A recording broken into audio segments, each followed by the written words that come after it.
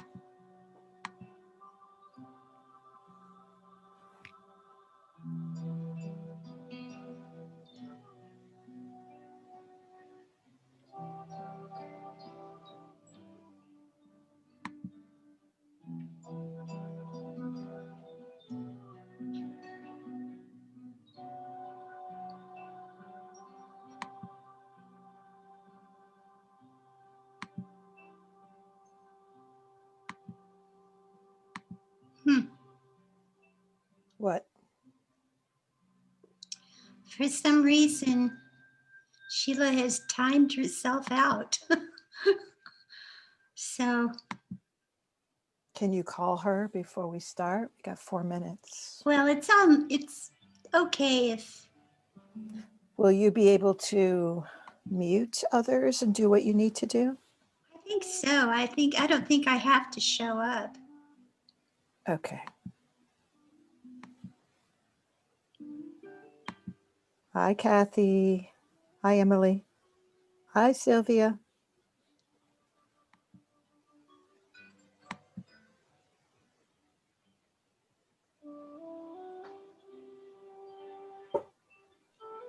Good morning.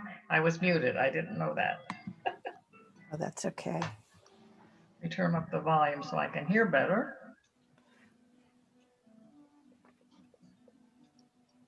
Yeah.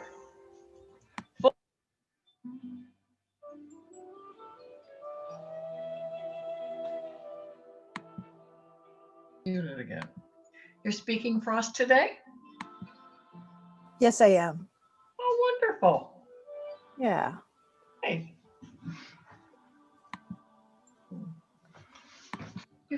Heat up my coffee. I'll be right back. Okay.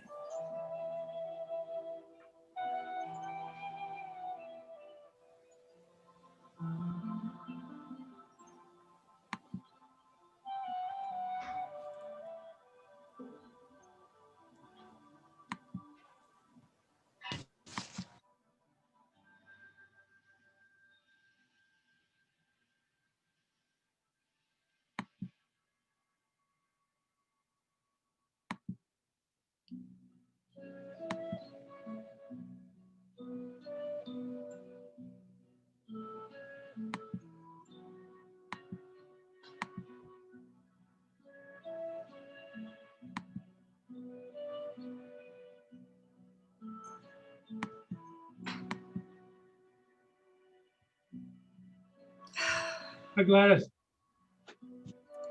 I'm not having any luck unmuting you, so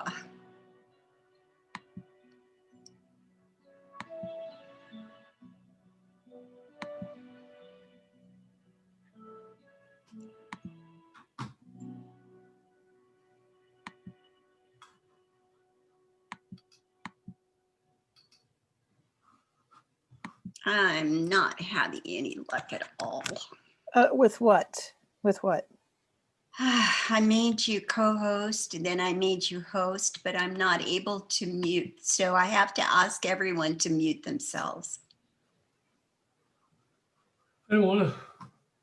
Yeah, the only one who has to mute themselves is Paul. Just kidding.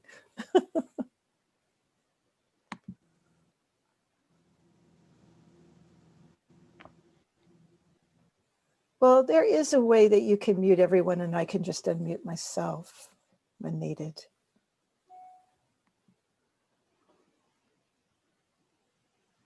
Anyway, it's really good to see everyone. We're going to get started in just 1 minute.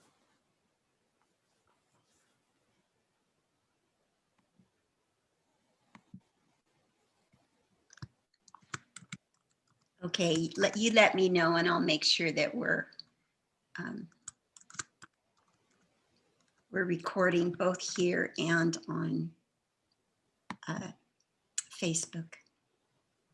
Good morning, Linda. Good morning. Thanks for doing this, Linda.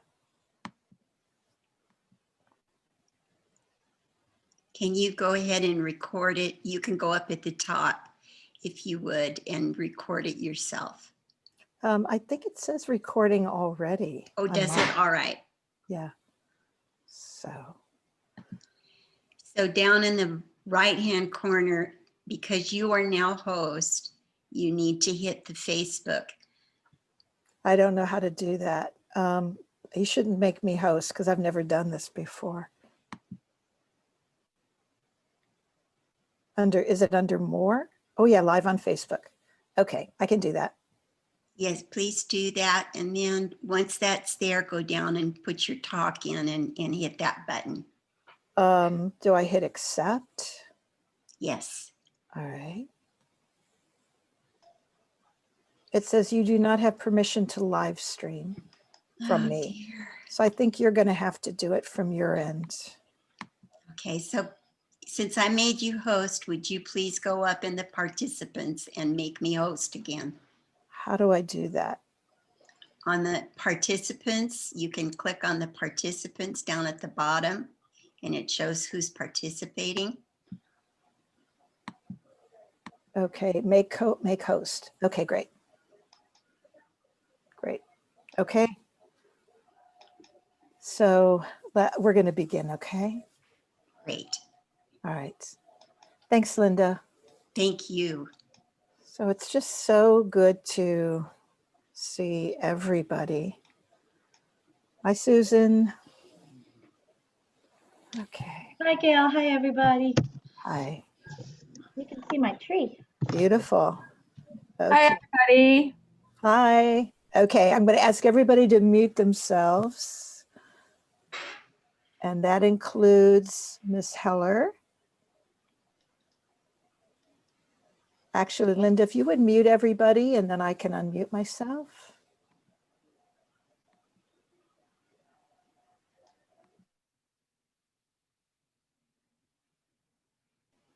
Okay, great. Thank you. Wow, here we are. We are so good to be back and see everybody. And here we are in the third week of Advent in preparation for Christmas. And we've gone through the seasons of hope, peace, and now love. And we know that this is a Christmas different than any other Christmas we've ever had before. And I know a lot of people are going to be alone. And a lot of people have suffered through a lot of loss and changes. And yet this is a time of renewal and change and hope. There was there was a story I just recently heard about during this time of facing COVID, that two parents were reflecting on how different this Christmas was going to be from other Christmases. And what they did was they were decorating, and they pulled out of this box a announcement from last year's Christmas play that their child was in. And the announcement said, I'm going to read it. It said, all the cast in this Christmas play will be played by members of the 8th grader, except baby Jesus, who will be played by a concealed 40-watt light bulb. And that's who we are. We are this concealed light bulb. And what we're going to be talking about today is how do we bring that light out to shine ever more brightly. So here we are during the darkest days, the shortest days, where the time of tomorrow is the solar eclipse, and then on the 21st is the solstice. And during this time, what's being asked of us is to actually find that the brightest light is actually within us. And the word Advent comes from the root word adventure, which means to have an unusual and stirring experience.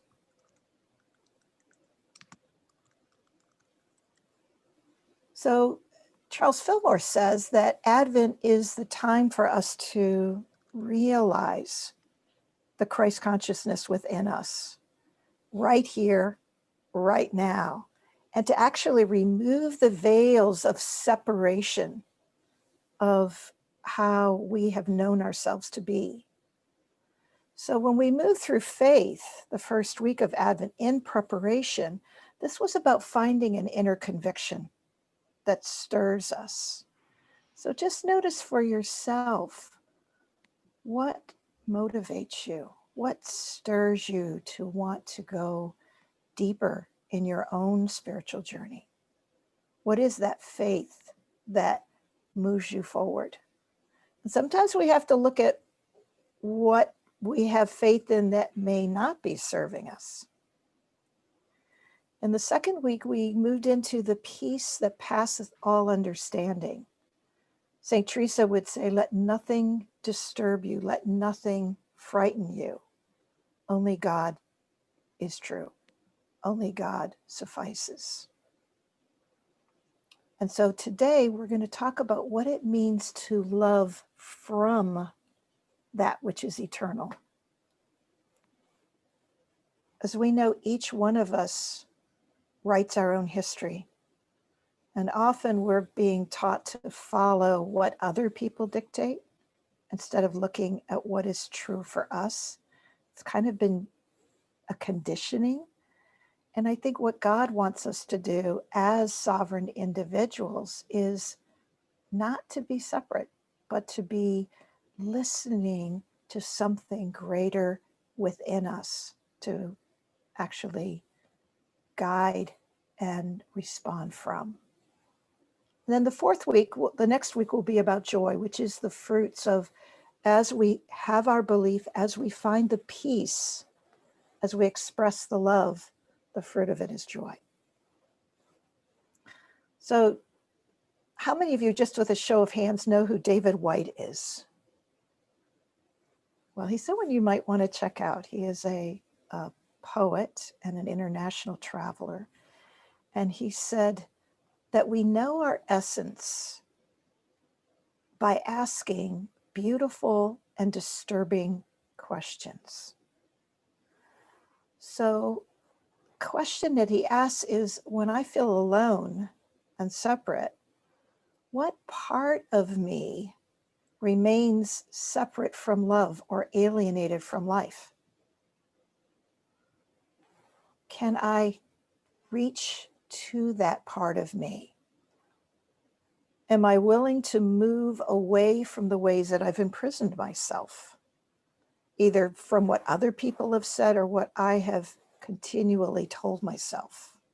And even if it means in asking that question, it helps us with little baby steps to move forward. You know, when we refuse to answer the challenge to be the greater part of ourselves, it's as if our keyboard gets smaller. It's like we move from, I think there's 88 keys on the keyboard, to expressing ourselves less, to becoming only 43 keys, and down to just 12 keys, and down to how we may monitor ourselves or hold ourselves back in a way that we're concealing that light of who we know ourselves to be. And we've all done it to ourselves. We've all imprisoned ourselves, or if someone's done it to us, we've kept ourselves there. And the invitation is to listen to the bigger conversation that our hearts want us to have.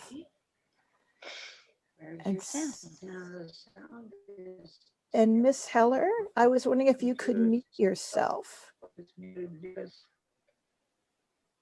Thank you. And so David White says, how do we invite ourselves into a greater sense of freedom? What invitation can we give ourselves that we would want to respond to? And we all know for us what our passions are and what makes us come alive.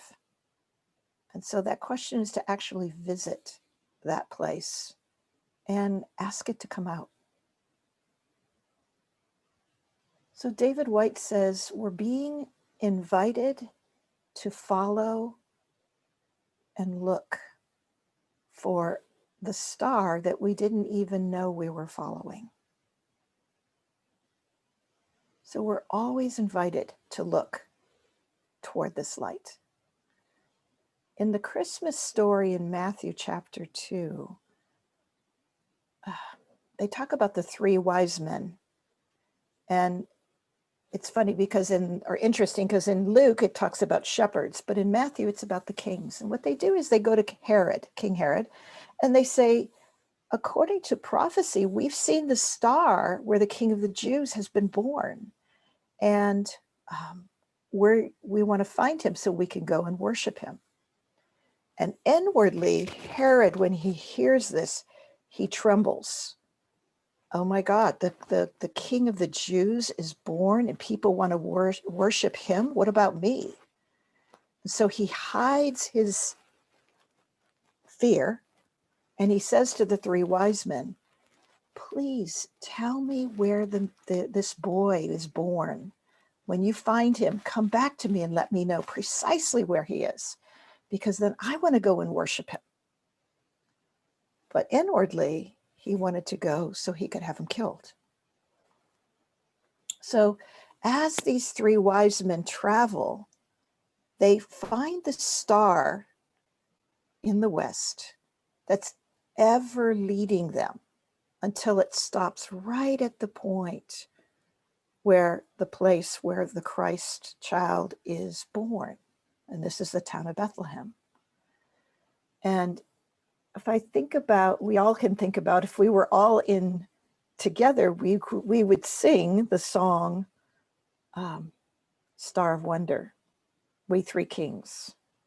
But the song goes, we three kings of Orient are, you can mouth it, bearing gifts, we travel afar. And I know Sylvia's just singing it beautifully. Fields and fountains, moors and mountains, following yonder star. I'm going to stop right there. So we travel through all kinds of conditions to find that star. Fields, we travel great distances. Fountains, even through our times of abundance. Moors, through the waters of emotion. And mountains are challenges. Following that star.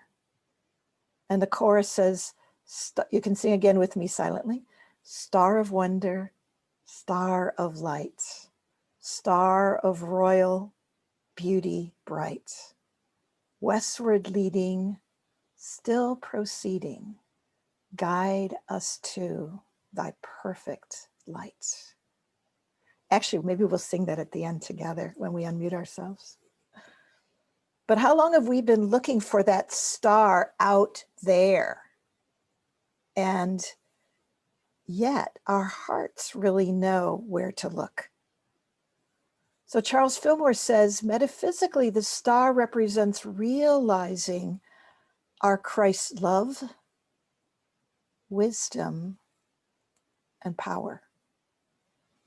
And that we have the power to see through every appearance, through every condition we're facing. Yes, even COVID, even with all the loss, to see that God wants us to be that light within and express from that. So David White says, claim that pinpoint star that you didn't know you were looking for.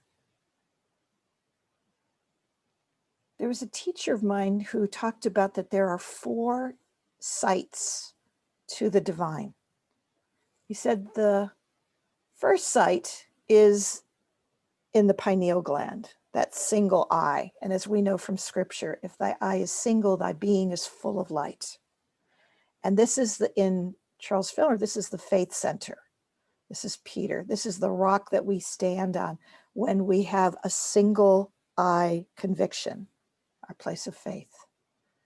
He says the 2 eyes are our vision. What are we perceiving? And often we will see what we believe, and we won't see what's not in our realm of possibility until we do.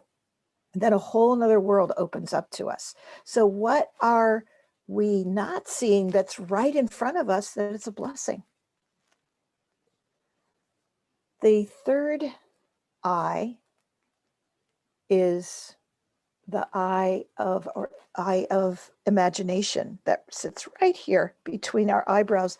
And that's represented by the disciple Bartholomew. And what he said was he was the disciple who saw Jesus from afar, even before anyone could see him.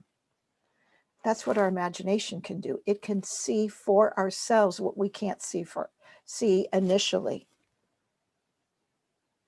And then the 4th sight, he said, is in our heart.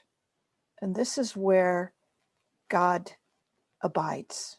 And seeing from this place gives us insight, gives us a whole other way of understanding what our heart would have us know, that we are much greater than we think we are.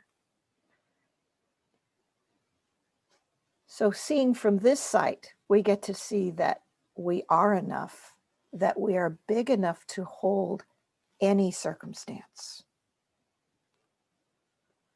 In a very similar vein, in Buddhism, they say there are 4 levels of reality. He says the first reality is we think we're this, or think we're our names, we think our personalities, and we didn't even choose our name, we were given it. We often didn't even choose our beliefs, we were given it, and we don't always know our own original thinking when it's overlaid with conditioning. So this is what he calls relative reality. And the relative reality also includes the second level, which is the race mind consciousness. Back in the day when I traveled, I'd go to different airports, and there's a very different personality of people from Texas versus people from Massachusetts. And people take on that identity. You can often see when you ask someone, where are you from? You can just see that they've brought that whole environment with them, that it has shaped them. And again, we think this is who we are. We see that very strongly even in our political views today, that often comes from what we have been conditioned to believe and the narrative that reinforces that. This is also the world of the unconscious. And so we often will have beliefs that we don't even know aren't really real, right, or true. It's just what we've been raised with. So our challenge is to ask, is it true? And do I know it to be absolutely true, even in the face of our conditioning? And that's a tricky one, because how do we see when it's right here? How do we take off the mask or the persona so that that concealed light can come through? So we know continually that the world is often telling us what to do, what to believe, what to say. And during this time, and I even think, and we've discussed this before, by COVID, by design, it's a time to look within, to really see what is our faith? Where can we find our peace? How can we express that love and to find even that joy? I mean, people will ask us continually, how are you feeling? Or how are you doing? But lately I've been asking myself, how am I being? How am I being in the face of this? Am I being fear? Or am I being peace? What energy vortex am I choosing to abide in and then emanate from? So the antidote when we're kind of caught in our thoughts and feelings in that relative state is, again, to challenge. I love the work of Byron Katie. Is it true? Is it absolutely true? Who would I be without this thought? And the fourth is to turn it around, which means if I think John doesn't love me, it may be in turning it around, maybe he's showing where I don't love me. And it's asking me to restore that love to myself, or whatever the circumstance is. And of course, we know what we think about, we bring about. So when I ask, who am I being? It's actually helping me shine that light on my beliefs and shining the light on that relative self of who I thought I was, what I'm being under the influence of. What our soul is asking, though, is us to tend to the garden of, are we feeding, are we watering healthy plants or destructive plants? Are we minding our mind? Because our hearts are probably the best teachers that can teach us how to mind our mind so that we can mind our hearts. So when these three men, wise men, went to Bethlehem and saw the Christ child, they had a dream. And in the dream, they were advised not to go back to Herod and to return to their country of origin take a different route. So metaphysically, while they were in Bethlehem, I decided to look up, what does Bethlehem mean? And Bethlehem means the house of substance, where we know are good, where we know that we are sustained, where we know we are being held and embraced and thriving. Herod, on the other hand, represents the part of us, that relative self that doesn't know our divine nature. It's the destructive part of us that would want to kill that light, that would want to kill Jesus or that Christ nature within us.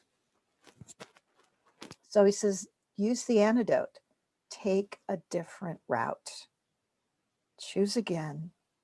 And the route where we return is to return back to love, to return back to our hearts. So the third state of existence that the Buddhists talk about is where we move from relative reality to absolute reality. Charles Fillmore would be entering into that Christ consciousness, the divine essence of who we are.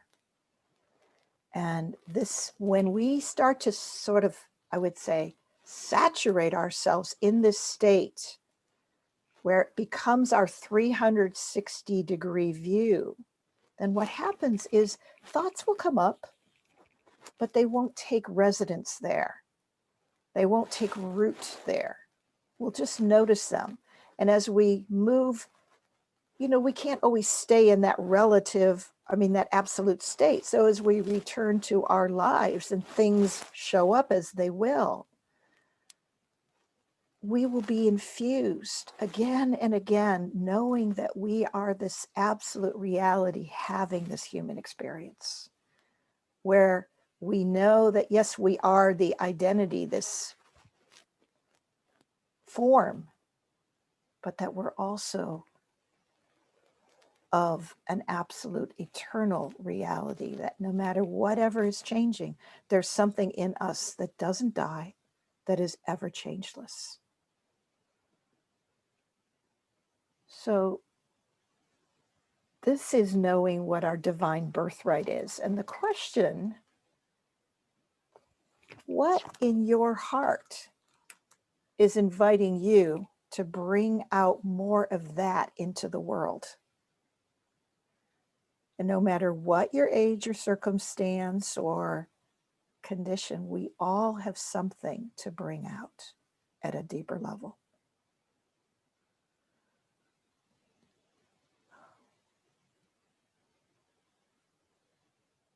When we're in this fourth stage, we're here to realize that love is all there is. So I would say that, and that expression that we will have when we begin to know that is joy, which will be talked about next week. But in Buddhism, they say there's a fourth level beyond the knowing of who we are, beyond the absolute bliss and joy. There is the fourth realm, which I would call the culmination of Advent, which would be Christmas. And that would be the state of tranquility, that no matter what arises, good, bad, excited or indifferent, that we have that tranquility, knowing from the heart's view of who we are and what we're being sustained by, and actually what is expressing through us. And when we can hold that tranquility of the bigger view, then that saying of scripture, nothing can disturb the calm peace of my soul, because I know from whose I come from. And in that expression, we live, move, and have our being. So our invitation is to move this season from the inside out, rather than reacting like a pinball from the outside in. And as metaphysicians, that's our training. Now, I noticed that when I lost a lot of weight, that I lost a lot of muscle. And so I'm having to train this muscle, these muscles to come back. Well, it's the same thing with our mind. It's the same thing with our heart. Certain parts of us have maybe atrophied a little bit from misuse. And as we train those muscles of faith, train the muscles of choosing peace. Even if we don't agree with someone, maybe the peace is to just be still first before we respond. And as the Dalai Lama said, the culmination of all his work is, my religion is kindness. If I can't choose anything else, I choose to be kind. So my practice that I've chose to take on this season is, one, to find something to be grateful for, and often, because it's a great generator of power. And to be the causality of whatever I am wanting to not only experience, but to express. So when I'm grateful, then I'm in that heart center. I am seeing from that sight of the heart of loving. And I also find that it's not expressing love as some kind of gushy emotion, but it's actually the beingness of love, even if it's lovingly saying no. And perhaps it's saying no to Herod, to the destructive part of us, or to the destructive part of another individual who doesn't know their own nature.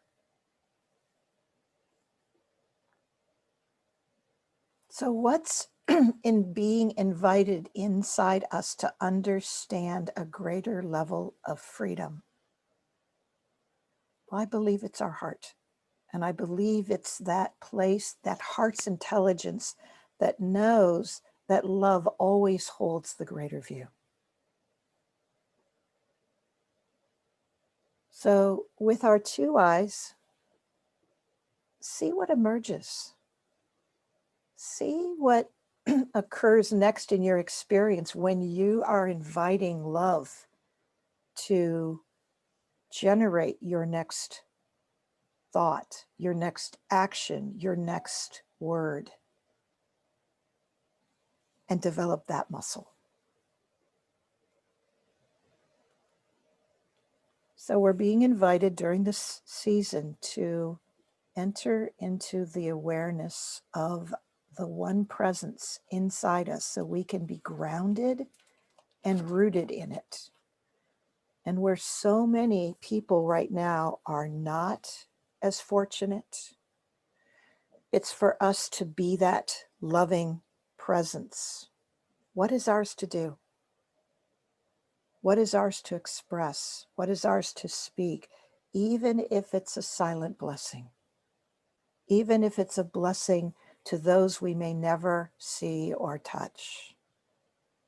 And even during this time of isolation, and I think by design for us to move away from the distractions to what is truly important. I see a few of you nodding your heads, that you know that to be true, that we're being called to go deeper,